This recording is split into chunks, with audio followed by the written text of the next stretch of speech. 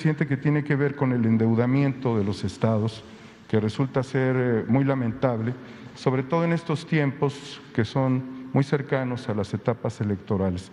Caso concreto, el Estado de México, que tiene un endeudamiento el año pasado de 8,000 millones y que pudiera ascender a 10,000 millones más que estaría solicitando el gobernador para acompañar las estrategias de la Cuarta Transformación respecto a conectividad y vialidades en relación al aeropuerto Felipe Ángeles. La situación es de que la deuda estaría ascendiendo a 68,000 millones. Sucede en otros estados como Oaxaca, Jalisco. Quizás el estado de Hidalgo también estaría buscando este tipo de acciones. La reflexión que le pediría yo es si es necesario que los gobiernos acompañen con endeudamiento los proyectos de la Cuarta Transformación en materia de infraestructura. Si bien la Cuarta Transformación ya tiene definida el presupuesto y no fuese necesario, y luego por la experiencia que se tiene, el mal uso de los recursos públicos en procesos electorales, al final de los sexenios, endeudamiento para los pueblos y una serie de calamidades que todos conocemos. Muchas gracias, señor presidente, por las dos. Bueno, ya hemos hablado aquí de la situación difícil de las finanzas en los estados. No, afortunadamente es un asunto general, hay que tomar en cuenta que aunque son pocos, no es la mayoría, pero sí hay estados que tienen finanzas públicas sanas. Es admirable el que desde hace algún tiempo en Tlaxcala se aprobó una ley para que no se contrate deuda. Es un estado que no tiene deuda. Por ley no se pueden endeudar los gobernadores. Esto es importante. Sin que exista esa ley, lo mismo ha sucedido en Querétaro, donde no tienen deuda. Acaba de terminar el gobierno, entregó al nuevo gobernador de Querétaro, Curi, las finanzas públicas sanas, y así otros casos. Sin embargo, hay estados que sí tienen problemas serios porque no han llevado a cabo planes para reestructurar sus deudas y sobre todo para evitar el sobreendeudamiento. ¿Cómo es que muchos se endeudaron, muchos estados? Porque se crearon mecanismos como los llamados PPS, que son convenios de participación público-privados. Entonces, una empresa influyente decía: yo te construyo un hospital, yo te construyo una carretera, te construyo un reclusorio y incluso te lo opero.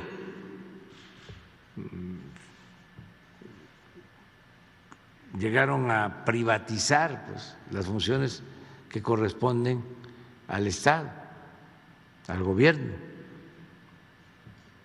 Y esas obras las hacían y los cobros resultaban excesivos, porque además de que la obra tenía sobreprecios, había que pagar intereses altísimos.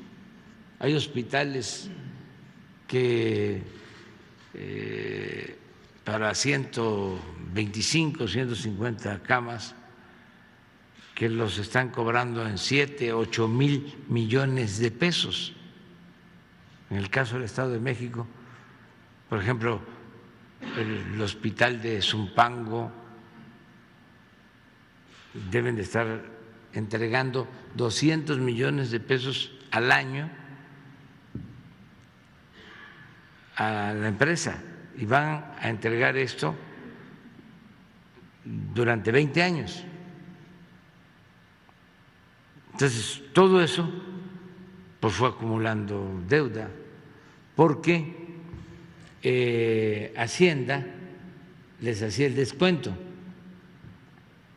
a estas empresas que tenían influencias, les permitían que Hacienda hiciera el descuento de las participaciones a los estados. Llegó este asunto al extremo de que se aprobó una ley para que los estados, mejor dicho, los gobernadores, antes de salir, tuviesen que pagar todas sus deudas de corto plazo. Si no, caían en ilegalidad. Entonces, ¿qué sucede? De que para pagar las deudas de corto plazo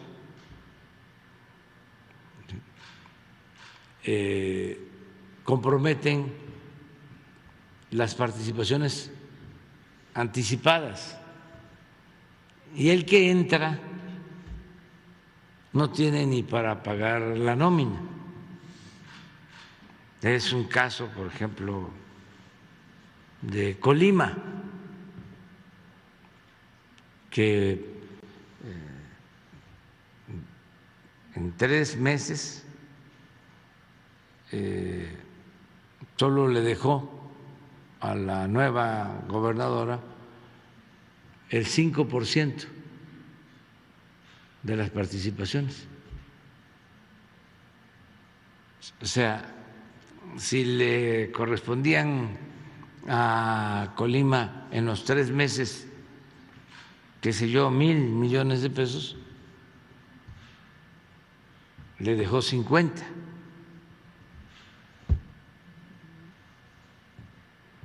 Por eso hemos tenido que ayudar, sobre todo para el pago de nóminas. Quiero también decirles que hubo la intención, que son de las cosas que no se dicen o no se conocen, pero como estás tocando el tema, tuvo la intención de hacer una reforma para quitar ese candado y que no se sancionara si no pagaban los créditos de corto plazo. Pero sí, la verdad, nosotros no promovimos eso. Se mantuvo vigente esa ley, pero sí hubo la demanda. Fue hasta curioso, aunque es un asunto muy serio, de que gobernadores que estaban saliendo habían estado de legisladores cuando se aprobó la ley y ellos habían votado a favor y lamentaban, decían ellos, que habían cometido un error, cuando no fue así, porque si no estaría peor la situación financiera en los estados. Entonces, sí hay que buscar la forma de seguir saneando las finanzas. Ya hay mucha conciencia en la mayoría de los gobernadores, de las gobernadoras. Sobre ese tema se habló ahora que nos reunimos. Hicimos el compromiso de que íbamos a ayudar para los cierres de año. La Federación ha estado ayudando, sobre todo para el pago de las nóminas y aguinaldos, que eso no se puede quedar a deber, es inconstitucional y es hasta pecado social. No se le puede retener el salario a un trabajador. Entonces, en ese caso vamos saliendo y ya no hay problema. La mayoría de los estados están recibiendo anticipos para que paguen las nóminas, los aguinaldos. Hay estados que no han solicitado ningún apoyo porque tienen recursos propios y se les está recomendando, y ellos están muy conscientes, están llevando a cabo planes de austeridad, están en los gobiernos estatales reduciendo sueldos. Los apoyo a los gobernadores porque no es fácil. Hay gobernadores, y tengo información, no estoy hablando al tanteo, que quieren que los diputados locales ganen menos y se les rebelan los diputados y no pueden llevar a cabo planes de austeridad.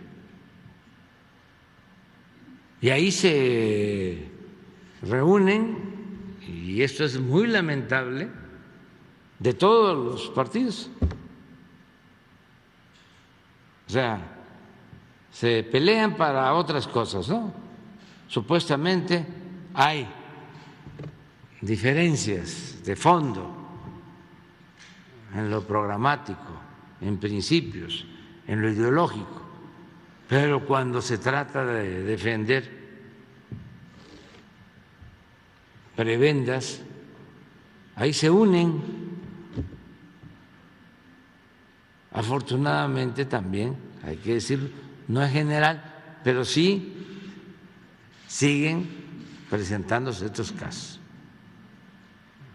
Me acaba de informar un gobernador que quiso llevar a cabo un cambio, no pudo. No voy a mencionar.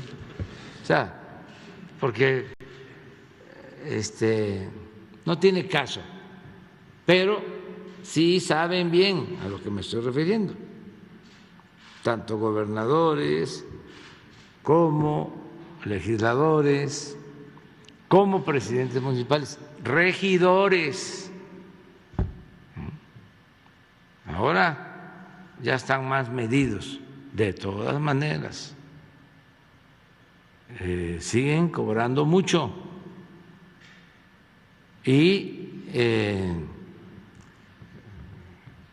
exigiendo moches para votar a favor, para aprobar las cuentas. Eso tiene que desaparecer. Yo celebro que en Guerrero se está avanzando mucho, es uno de los estados más pobres del país. Y los regidores, no de todos los municipios, pero sí me consta que los de Acapulco, antes, no sé cómo esté ahora, ya no tarda y nos va a llegar el reporte, cobraban muchísimo, al grado que cuando había un cambio de gobierno se inscribían más candidatos a regidores que candidatos a presidentes municipales. Se llegaron en una ocasión a inscribir más de 1,000 candidatos a regidores.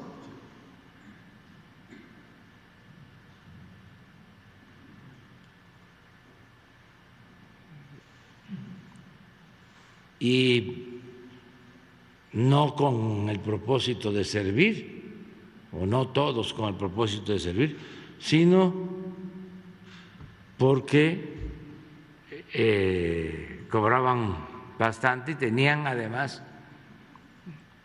otras entradas, prestaciones,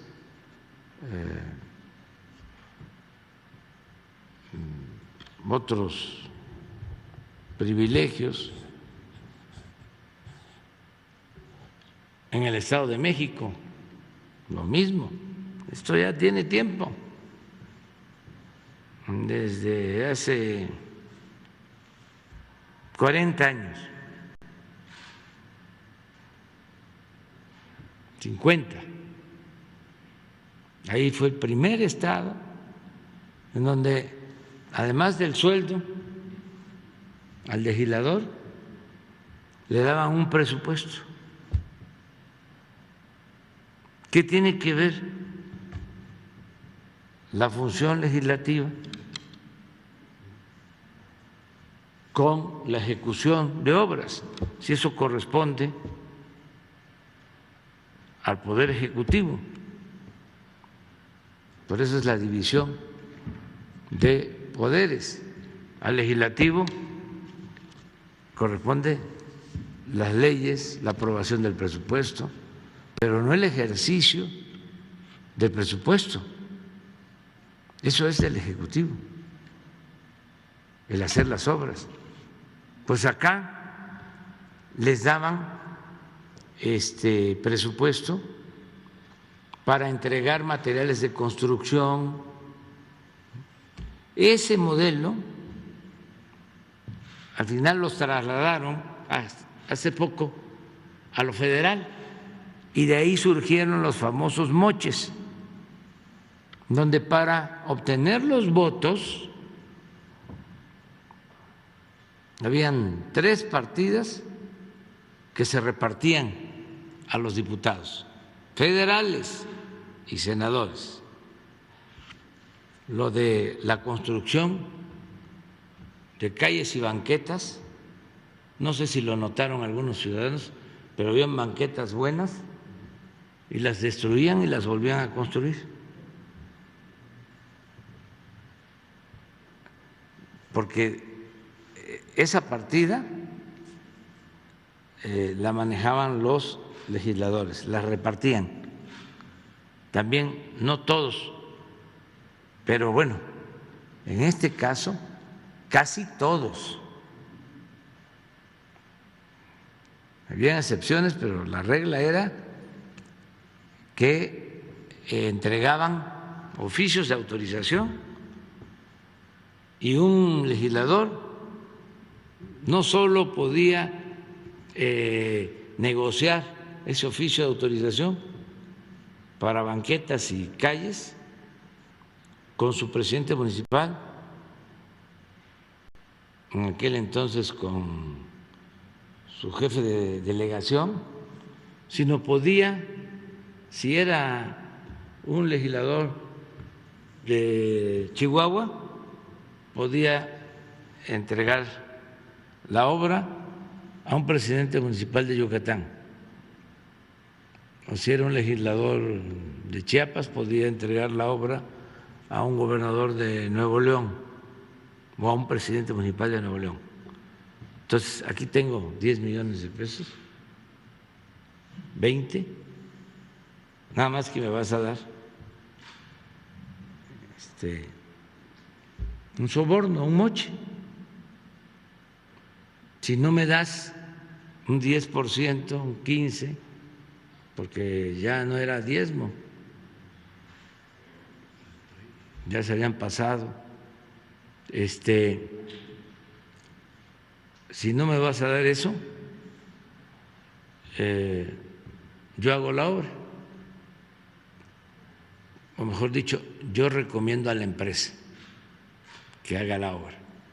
Y así distribuían lo de banquetas, calles, cultura, toda la infraestructura de cultura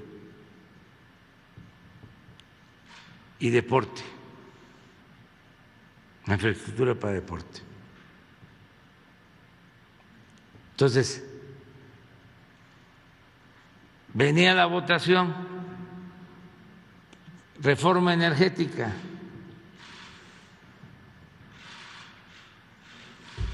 reforma fiscal. Los que estén por la afirmativa, que levanten la mano.